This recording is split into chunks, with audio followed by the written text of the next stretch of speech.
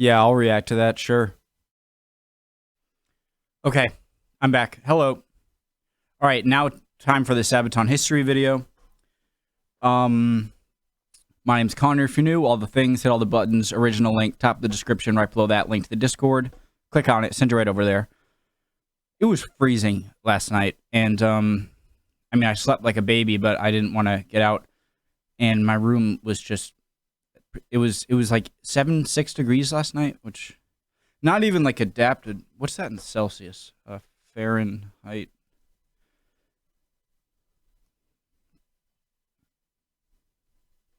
So minus 14 Celsius. Okay. Yeah, it was freezing, and I still had a fan on me. What am I doing? What does this have to do with anything? I don't know. Let's go. And I'm Per from Sabaton, and I'm Indy Nidell. And I'm Per from Sabaton, and this is Sabaton History. So, Power from Sabaton? The 30 Years' War, 400 years ago, pitted Catholic Europe against Protestant Europe. And 30 years was pretty much what you would call a lifetime of war.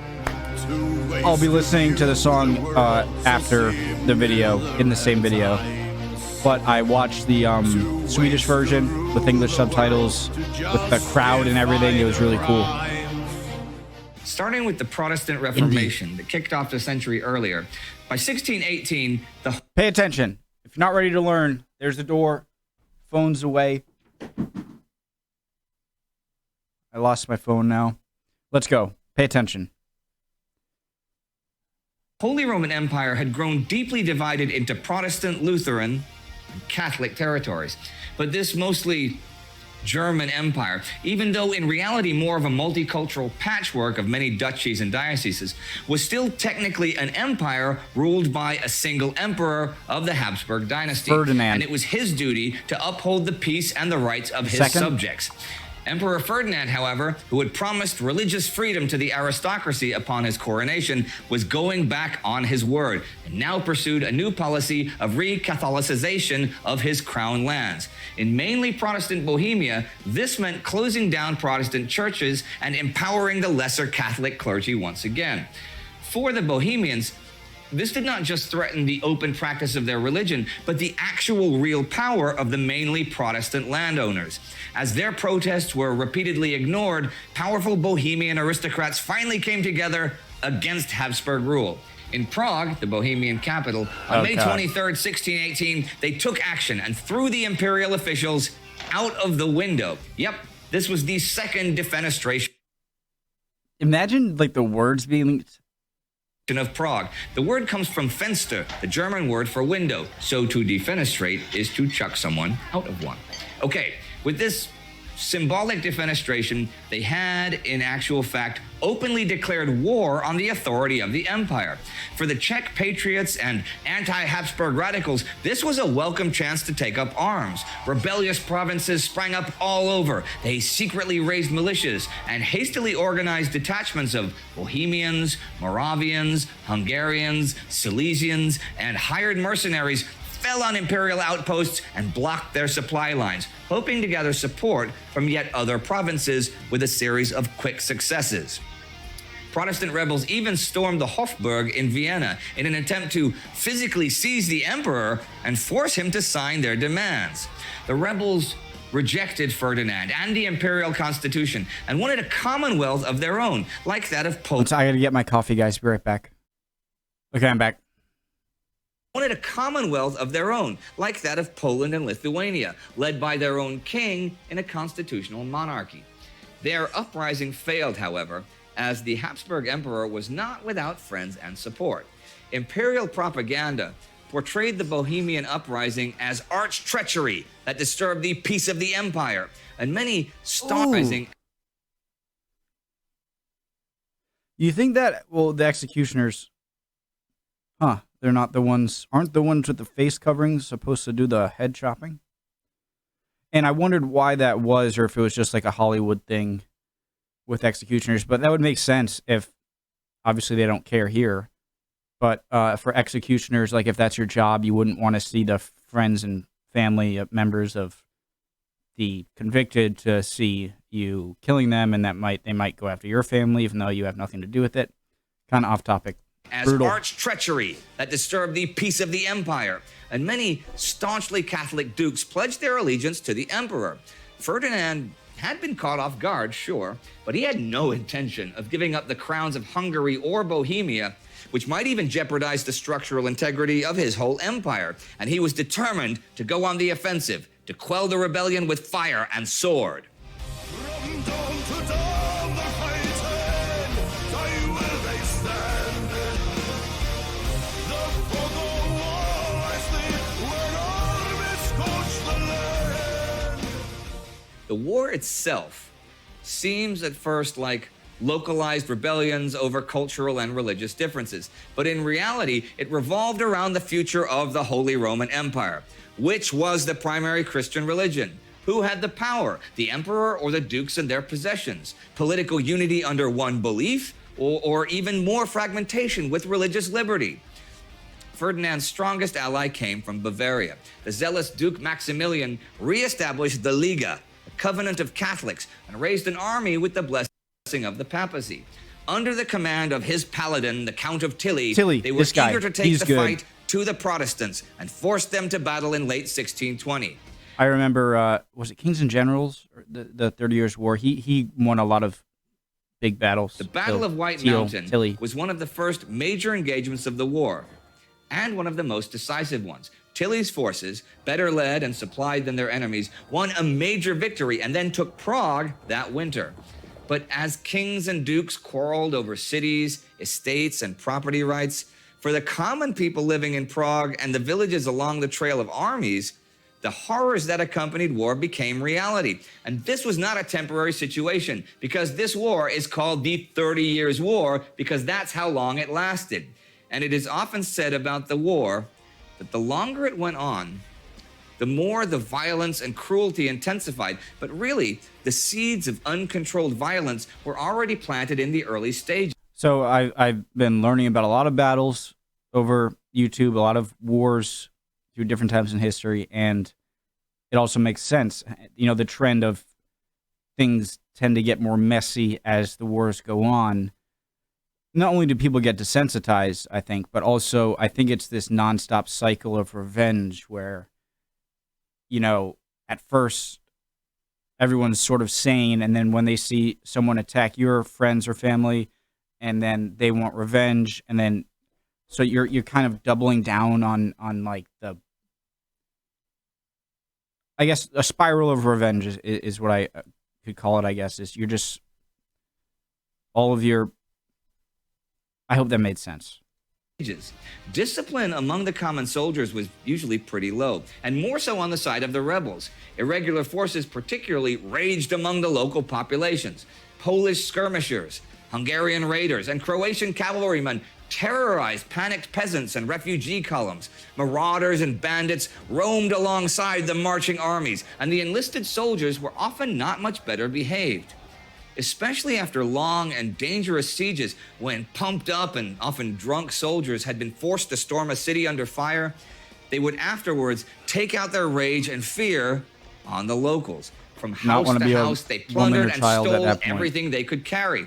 If they did not find anything, or if others were quicker than they were, because it was first come, first serve when it came to plundering, they would turn on the helpless citizens. Men, women, and even children were brutally tortured for the slightest chance of hidden valuables. Since this was often the only way the soldiers could make actual money to feed and equip themselves and their families, they could not afford to show mercy. Many simply embraced boundless, unchecked violence as a new way of life. The fall of Prague marked the collapse of the Bohemian Confederation, but the war itself obviously did not end, as the triumphant Ferdinand failed to take advantage of his victory.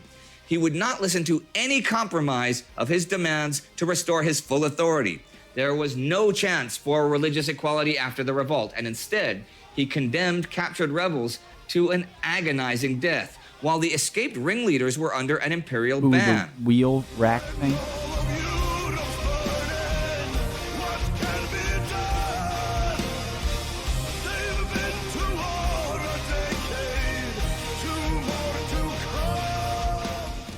together with the Sorry, just how are paintings like that? Oh, sorry. confiscation. Paintings like this, like how are they? Because it's not like you can take a picture. It's like, wait, what was happening? Oh yeah, that one guy, he was like taking off the clothes of a headless corpse. So draw that over here. And oh yeah, this guy was stealing stuff out of a window. There were dead bodies in the canal.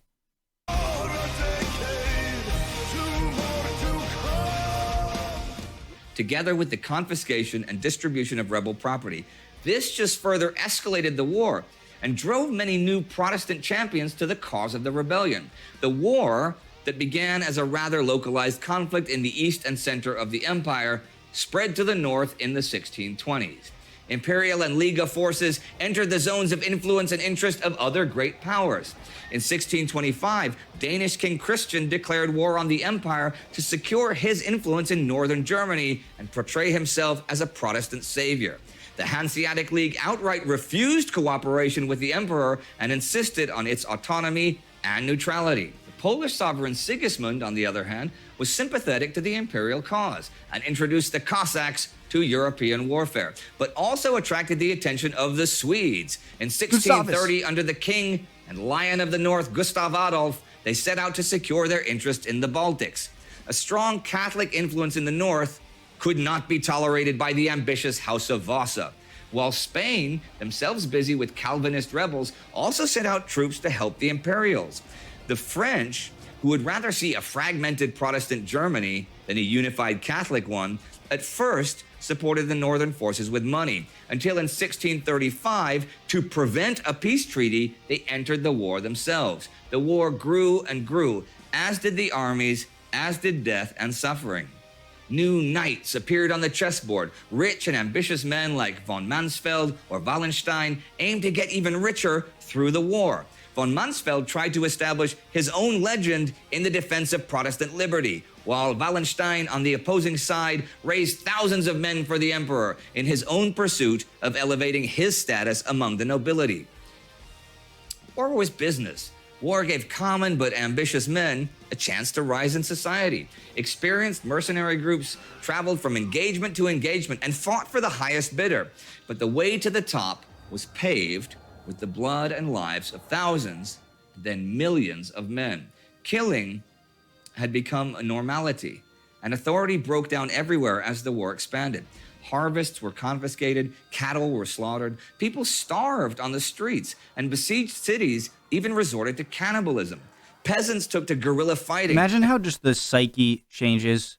Like, I feel like we are at the complete opposite of this, of the opposite side of I guess peace and chaos, in terms of the 30 Years' War, where you see crazy stuff happening all the time and death everywhere and horrible things.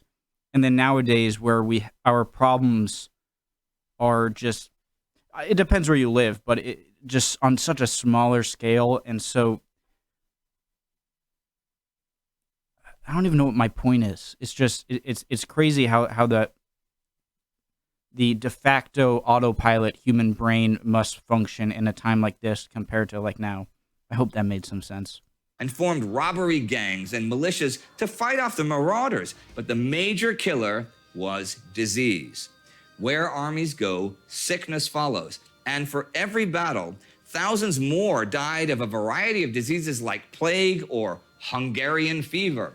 Rodents bred in the crowded cities. Wolves roamed the countryside, and cats and dogs disappeared in the kitchen. Religious hatred rallied religious zealotry, and many captured priests and nuns were murdered and mutilated. Popular acts of barbarism included pulling ropes so tight around people's necks that their eyes popped out. The Schwedentrunk was especially disgusting, forcing the victim to swallow large amounts of liquid excrement. Another fun game was to make criminals or deserters gamble for their lives and punishments. The lucky throw of dice, This is what I mean by the psyche of how would decide if a man lost a hand. Punishments. The lucky throw of dice would decide if a man lost a hand, his tongue, or his life. trees were full of the other unlucky ones. There are only estimates as to how many people died, as records naturally. Guys, we are capable of doing this. Like, we, you, me, everyone. I don't want to say every, personally, of course, none of us, I hope, have the urge to go chop out tongues and roll dice to see if your hand gets chopped off and then hang people in trees. But what I'm saying is this, like, it's not like some gene switched off since the 1600s that, like, this stuff is impossible for us to fathom. It's like, this is what humans are capable of thinking like and doing.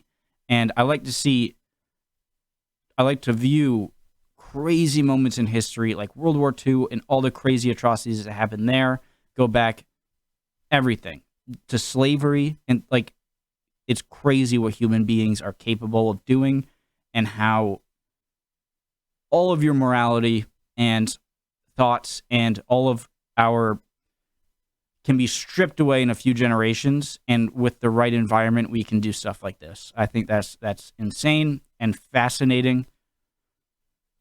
It's disturbing, but fascinating.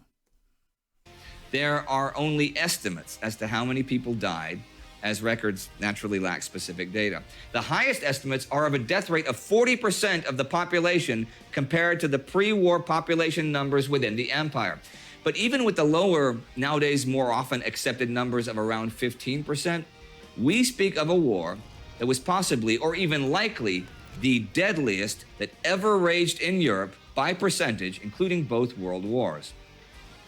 In the public conscious, it was not only a war, though, but a 30-year tragedy that ravaged the German lands and killed so many people, it would take many decades to replenish those lost. A whole generation of people lived through 30 years of war. From when they were born until when they were up to 30 years old, they knew no life but constant war and terror. And there were even soldiers that served from the beginning in 1618 to the end in 1648, often in different armies on changing sides, but still honestly, you could be 40 because you don't know what the hell's going on when your age is, 1 to 10 anyway. So serving. And who could have predicted that the war would last so long? Between all the religious ideals and politics, who could have made sense of all the violence? Who could have avoided it? Who wanted to and who didn't? There was plenty of time to answer such questions. 30 years. 30 long years of war.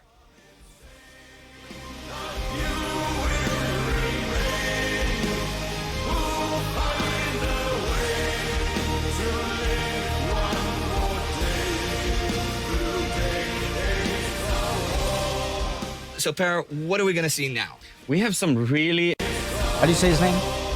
So, Per, what are we going to see now? Like We have some really amazing footage that pretty much nobody have seen. We shot a music video for A Lifetime of War. Yeah. Very few people know about it because nobody have seen it. I didn't know about it. I haven't seen it. I have not seen it because actually the footage was lost. Well, lost? Like somebody left it on a train or something? And no, the guy disappeared.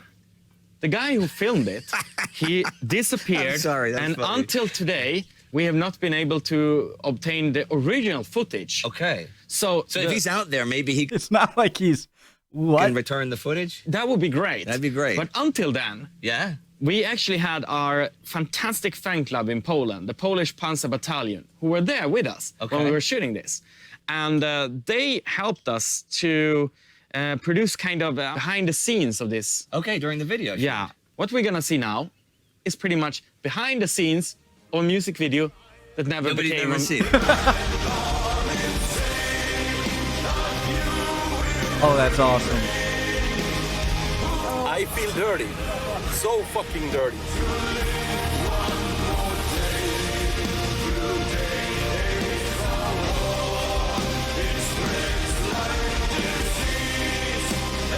Okay. I love well, that. and there you have it, ladies and gentlemen. We hope you enjoyed that today. I certainly I'd like to watch a longer video on them producing one. enjoyed it. behind That was the scenes. totally new for me, And that was supposed to be the music video for A Lifetime of War, which never happened. which never happened. And maybe one day we will actually get to see that video Disappeared. if that guy Brings back the resurface. footage. Okay. Well, thank you very much for today, pair. We'll see you next time on Sabaton History.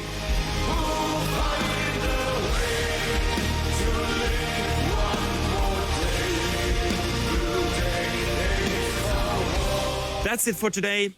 Hope you enjoyed this week's episode of Sabaton History Channel. There will be another one every week until we run out of songs. It's gonna take a while. So until then, enjoy it, support us, become subscribers, become patrons, and see you soon. Thank you, sir. Hair. Awesome. Right into it. Let's go. Lifetime of War. English version. Go.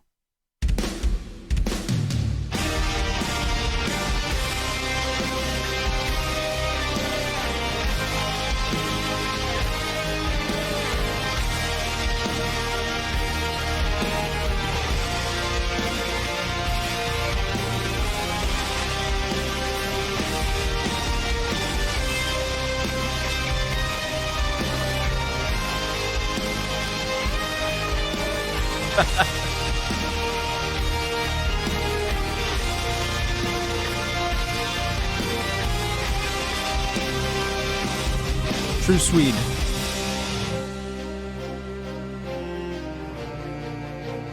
Blue and yellow.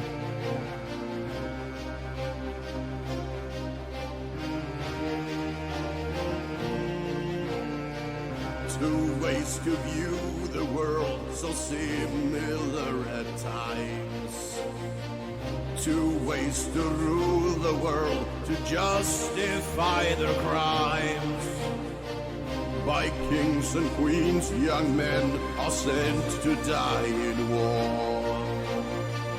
Their propaganda speaks those words been heard before. Two ways to view the world brought Europe down in flames. Two ways to rule past man are insane. Yeah.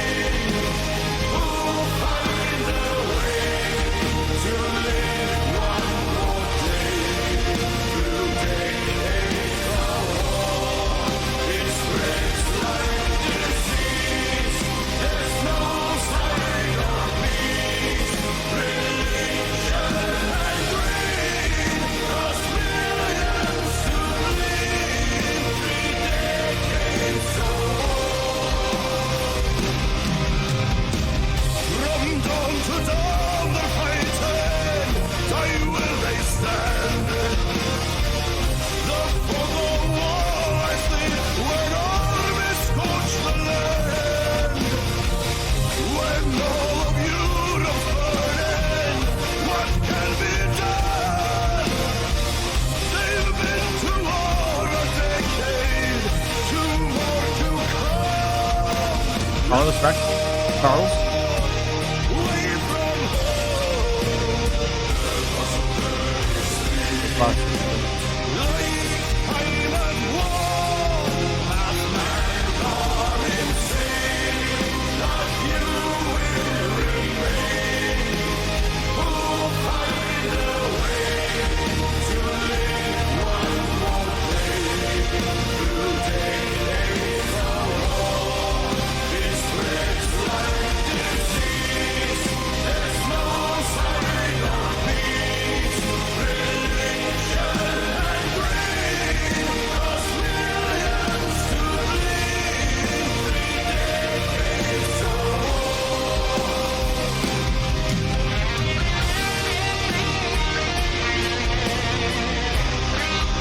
Whoever has a music video, send it back in. And it was crazy to see the crowd in the other one and everything, too.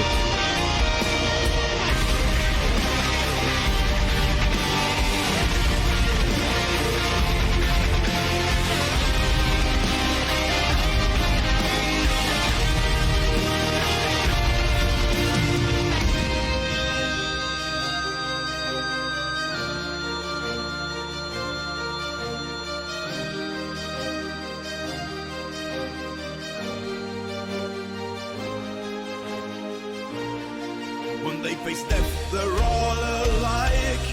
No right or wrong, rich or poor.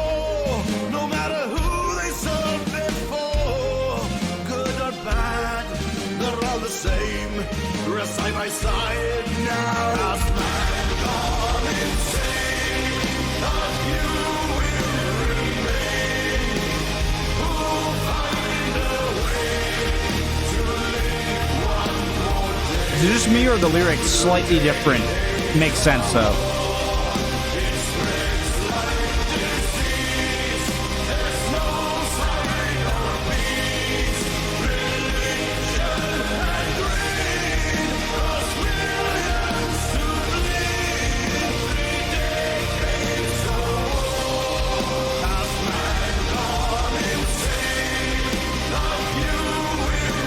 All respects.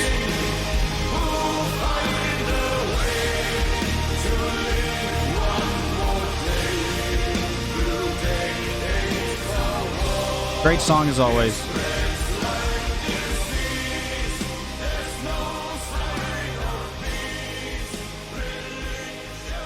All right, guys. I'll continue to watch Sabaton and everything. Love learning about Swedish history and whatnot. And yeah. Keep doing it if you stayed to the end. Thank you, guys. Hope you're all doing well. If not, you'll be good soon. Don't worry. See you next time.